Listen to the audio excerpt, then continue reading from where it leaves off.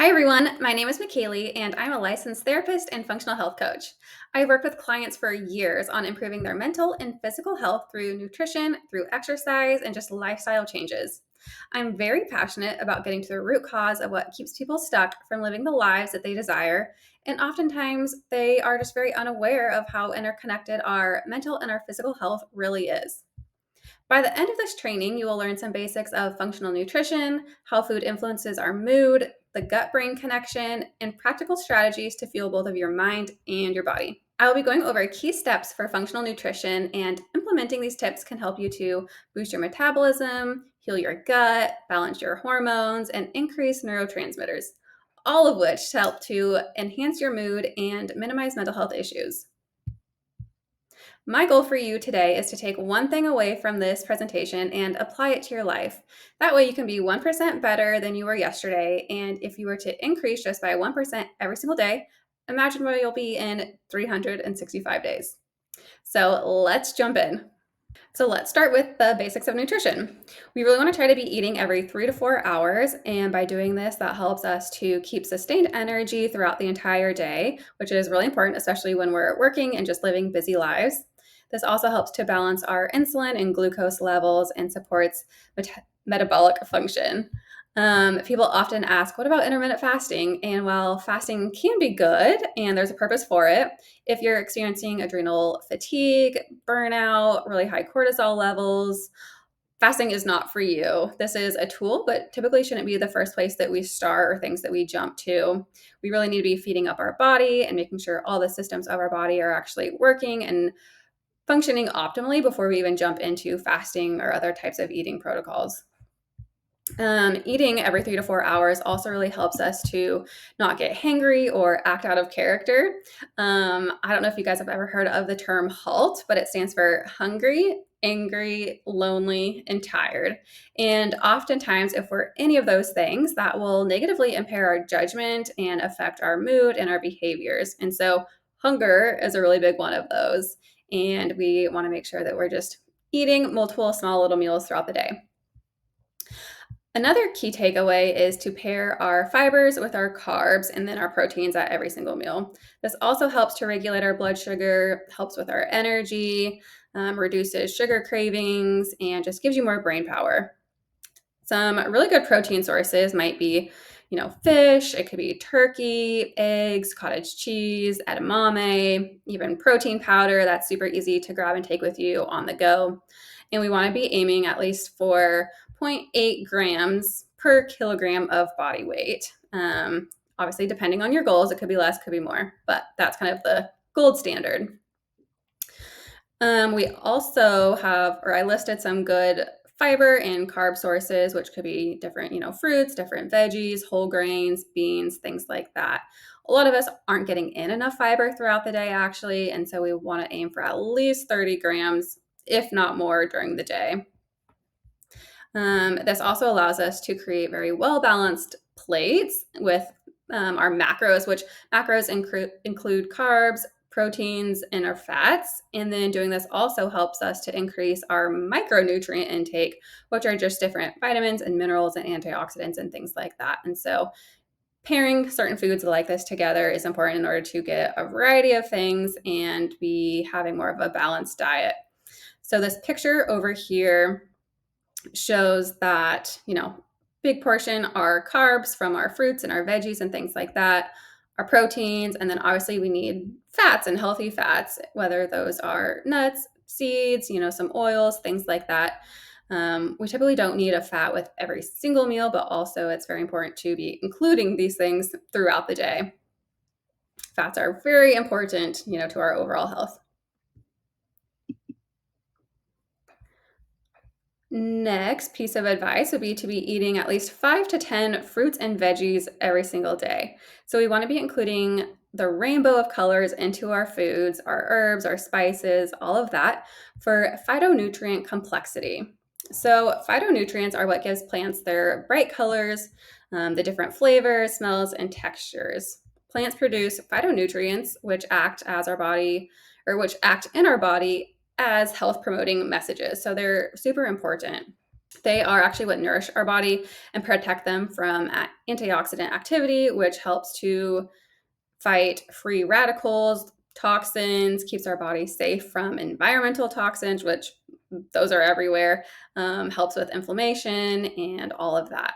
So, phytonutrients are very important and they're vital functions to our bodies, like our immune system, our blood sugar balance, um, aging, stress tolerance, our vision, bone integrity, all of those things. So, when you are shopping or creating meals, this is why eating a rainbow of colors is super important, and picking out different fruits or veggies at the store that represent all of the colors of the rainbow. We want to be choosing foods as close to their natural state as possible. So, think vegetables, fruits, things like that that are maybe organic or locally grown or like farm fresh things. Also with meats, trying to find things that are locally, pasture raised, wild caught fish, things like that. Whole grains. We want to, as best as we can, know where they're coming from, know that they're sourced well. If they're fresher and better, will provide more vitamins and minerals and nutrients and things like that that your body needs in order to function optimally. So try to shop and search for those as much as possible. Also looking at like the clean 15 or the dirty dozen as to whether you should be getting organic of certain types of fruits and veggies. That's always kind of a good standard or measure to go off of and to look at. Here is kind of a fun graph of phytonutrients of foods of that color. So here we have, all the things that are in red fruit. So that could be apples, right? And these are, the things that we're getting from apples. Carrots, the beta carotene is super important, and flavonols and things like that. Yellow, corn, green, obviously all of our green veggies. Blue, I'm thinking blueberries, purple could potentially go with that. Purple could be plums, it could be grapes.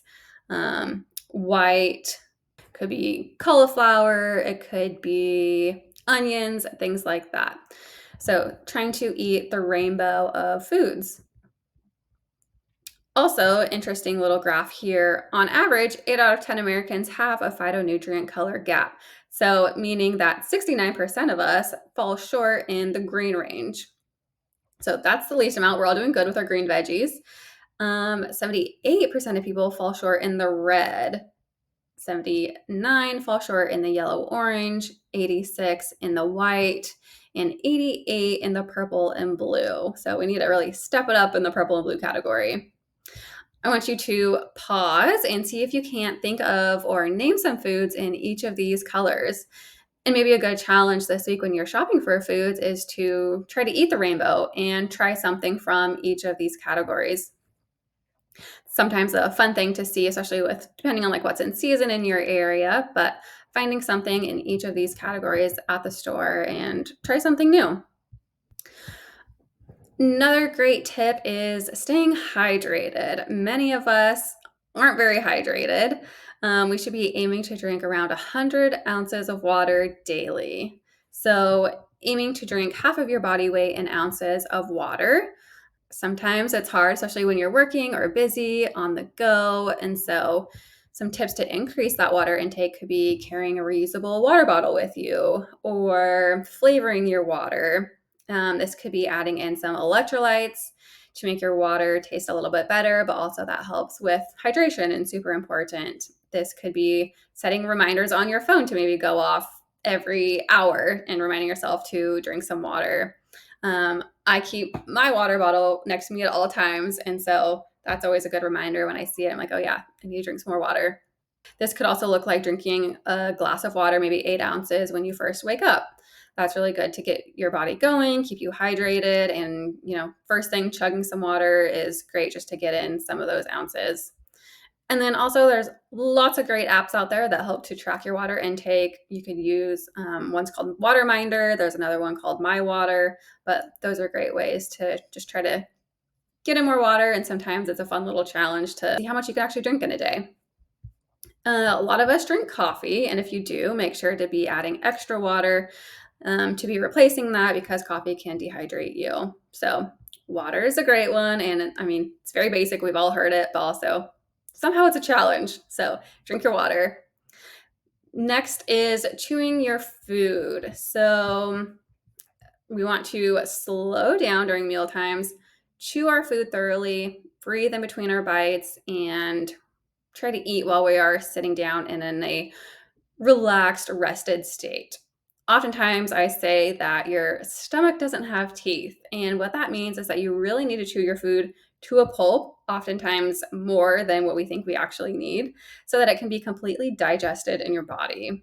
If your food isn't chewed well, you might see that there's some leftover food in our stools, or you might notice some more bloating or GI discomfort, and that's never fun and not good for our bodies. So, if you can challenge yourself to really just slow down, taste your food, chew it a little bit longer, your body will thank you for that. We also want to be eating until we're about 80% full, and then maybe pause, notice in our body, like, what are we feeling? What are our needs? And be mindful about what that is. Are you full and do you need to stop eating? Or are you still hungry? Maybe you want a little bit more, right? And so, really just tapping into that so that we're not overeating and stuffing ourselves or feeling really sick afterwards. We want to also try to eat without distractions. We're all guilty, watching TV, being on our phones or whatever while we eat, but really try to minimize those distractions and put them away as best as possible so that you can really be present, be mindful how your body feels, what the food tastes like, notice the flavors and the textures, and is it crunchy, or what little flavors can you taste even in your food, and just noticing some of those things helps us to slow down and just be more conscious while we're eating. Next, we will move on to exercise. So we want to aim for at least two 20 to 40-minute walks every single day. Walking can help us to lower our cortisol as well as regulate our blood sugars after meals, especially. We really want to be slowing down on our walks, try to get outside in nature as much as you can on your walks, being mindful and noticing nature around us, who's around us. Obviously, being aware of our surroundings is important, but really just noticing like the greenery or the temperature outside, how bright and pretty flowers are, what are the smells that you smell, things like that. Slowing down, lowering our stress from the day, lowering our cortisol, tapping into some of those mindfulness practices that definitely help to relieve stress and anxiety and just making ourselves to feel better. Walking supports our adrenals and stress management, and oftentimes all day long we're in our fight or flight, and this is our sympathetic nervous system's response, and that can negatively affect other systems in the body like digestion or thyroid, hormones, our blood sugar, things like that. We really want to try to tap into our parasympathetic nervous system, which is our rest or digest mode. This system helps to lower our stress, it improves our heart rate, improves digestion, promotes healing, all of those things. And so we want to be in our parasympathetic as much as possible, especially in today's day and age where, it's go, go, go, kind of hustle culture. You go to work, you go home, you're taking care of kids, whatever it might be. Sometimes it's hard to just pause and to slow down in our day. And so if you can just take a few minutes to yourselves, take a few deep breaths, really try to relax your body, especially before meal times. But, if that's in the car on your way home from work, or if you can take a walk at lunchtime, things like that, really try to reset your body's nervous system. Obviously, resistance training is great. We want to try to do that 3 to 5 times a week. Beyond just physical advantages, obviously, of resistance training and lifting weights, it can positively impact our mental health also by reducing our anxiety or depression, increasing our energy, and increasing our self-esteem. So maybe try to challenge yourself this week and see if you can't take a walk outside or go to the gym, do an activity even that you enjoy doing and just move your body.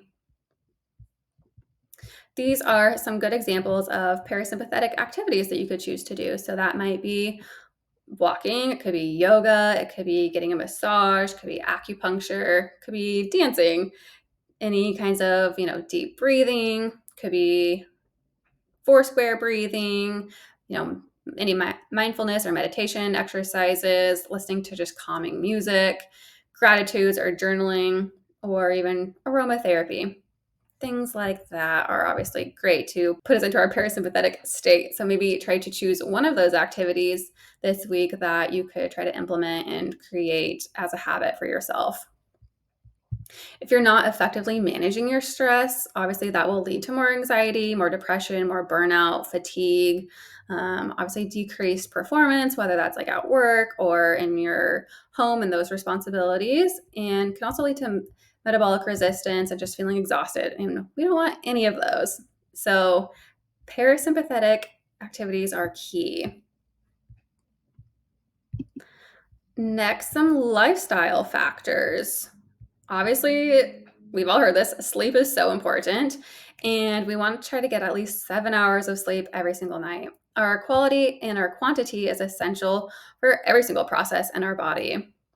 We can start by creating a bedtime routine. So, bedtime routines could be like stretching before bed, could be taking a warm bath, it could be reading a book, practicing our deep breathing, our gratitudes, it could be journaling, any of those things that we want to implement as a bedtime routine that will activate our parasympathetic nervous system and give our bodies a cue, that it's time to wind down and time to relax.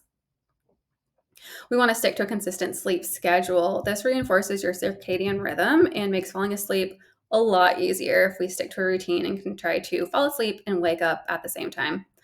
Obviously, that can be hard, especially, if you're a shift worker or have kids or things like that, but really trying your best. We want to limit screen time before bed. Blue lights from our phones, our TVs, our computers, things like that suppresses our melatonin, and that's a sleep hormone which we all need in order to help us to fall and stay asleep. So using maybe red lights or things like that, you can get them on Amazon or from lots of different places. Wearing red lights at nighttime, say like from 7 p.m. on, we want to be wearing red lights to help block out the blue lights and be able in our brain to recognize like, okay, it's time to wind down. It's nighttime. We're not getting that blue light and that stimulation from any of the electronics that we're still on. In the morning time, getting light exposure, spending maybe 10 to 30 minutes outside within an hour of waking, and getting that natural light tells our brain that it's daytime, and it helps to set your internal clock. That way that you can also be tired and wind down by nighttime. Sleeping in a cool, dark room. Ideal room temperature would be around like 60 to 67 degrees.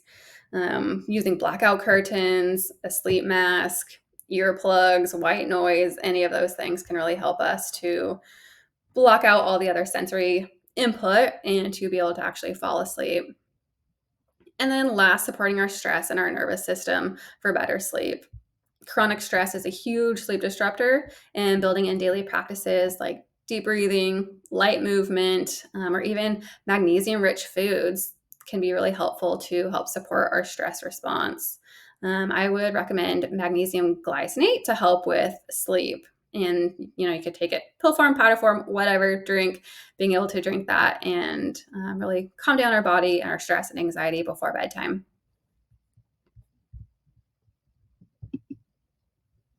So let's jump into our gut brain connection. Our gut is often known as our second brain, and our gut has its own network of 500 million neurons, which is a lot.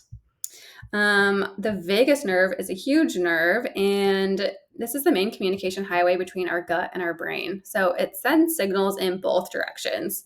Your gut influences your mood, and also your brain can affect your digestion. So, our gut is super, super important to our mental health. And oftentimes, this is a key factor that a lot of people don't realize, or it's why, eating certain foods is so important to feed up that good bacteria and to be then producing the neurotransmitters and the things that we need to actually be feeling good. In functional health, we typically look at the gut first. You come and have all of these symptoms and things that you're dealing with physically or mentally, but like, how is your gut, right? That's often a huge place that a lot of bad bacteria and things are creating a lot of disruption in other health areas of your life. So Immune, inflammatory signals are massive. The gut houses 70 to 80% of our immune system. And our immune system is obviously important. We want to stay healthy and not get sick. And so, again, looking at our gut and how do we feed up that good bacteria so that we can have a strong, healthy immune system. Gut inflammation leads to leaky gut, which contributes to brain fog, contributes to anxiety, contributes to low mood, all of that. And so, this is why our gut health is so important and something that all of us should really take a look at.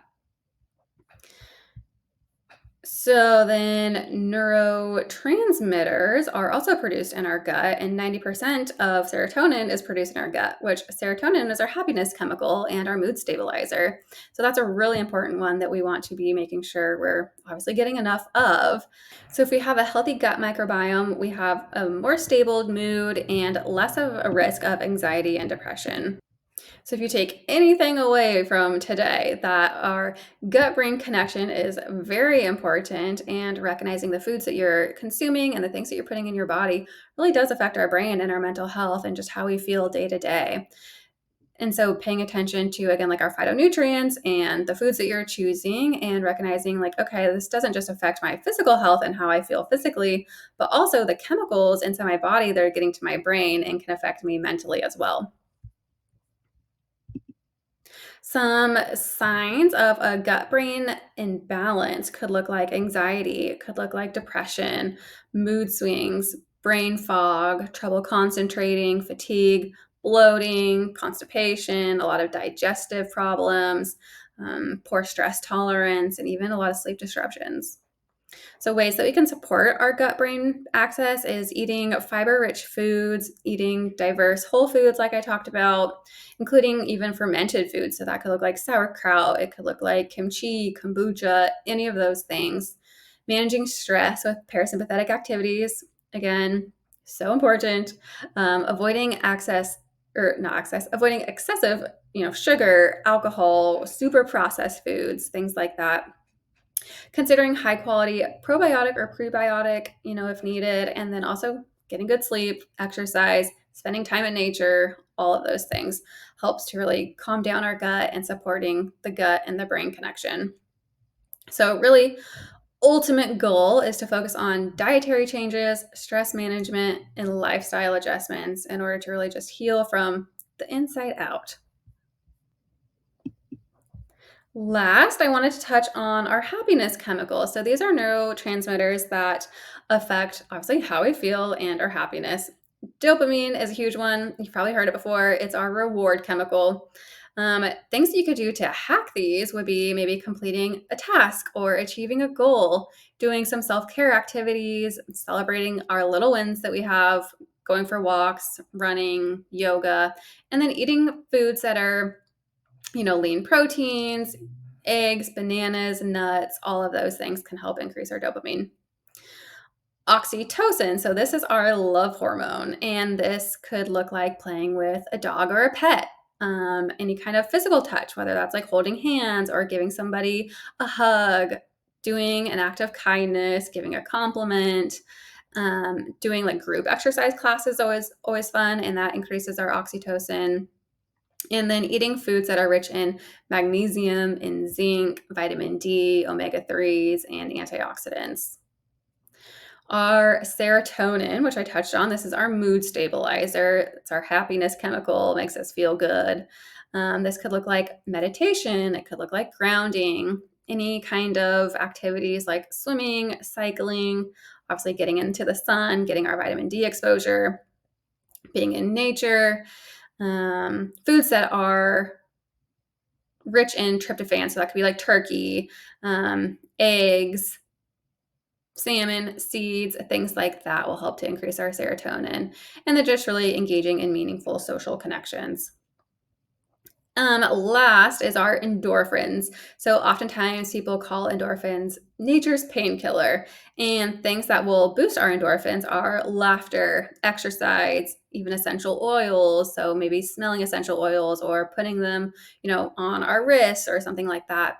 Eating spicy foods, dark chocolate, citrus fruits, listening to really good music, engaging in deep breathing exercises, any kind of massage or acupuncture releases some of those endorphins, and then just having some kind of creative activity that you can get into that flow state where you're really focused and um, engaged in what you're doing and having fun.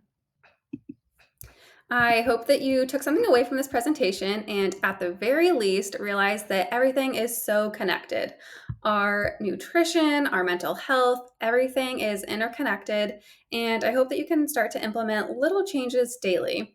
The little changes are really what make the biggest difference. And that could look like taking an extra deep breath today, could be practicing some mindfulness while you eat, or maybe cooking a meal at home instead of skipping a meal, even maybe walking outside in the sunshine or just getting off of your phone instead of scrolling for hours. Do one little thing that your future self is going to thank you for. And again, it doesn't have to be some massive, huge change. Really, the small little habits are actually what make the biggest difference in our lives long term and actually are more sustainable. So, healing is day by day. Keep showing up for yourself because it really does matter more than you know. If any of this resonated with you or you're wanting more information, feel free to reach out to me. I put my email on the screen. It's just mckayleyd@vitalcoaching.com, and that's where I do a lot of my functional health coaching through. Or you can connect with me also on social media at Coach McKaylee is my Instagram. Feel free to connect at either place and reach out to me. I look forward to hearing from some of you guys and connecting. Thank you.